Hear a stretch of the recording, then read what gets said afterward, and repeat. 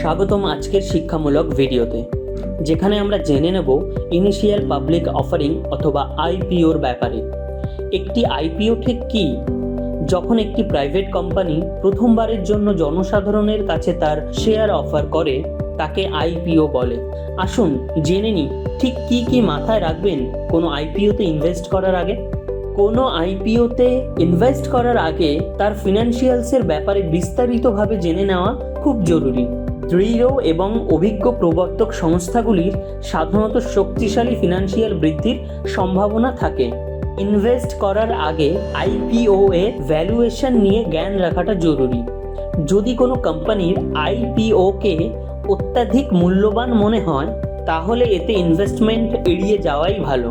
আইপিওতে invest করার আগে আপনাকে অবশ্যই বর্তমান মার্কেটের ব্যবস্থাপনার দিকে নজর দিতে হবে।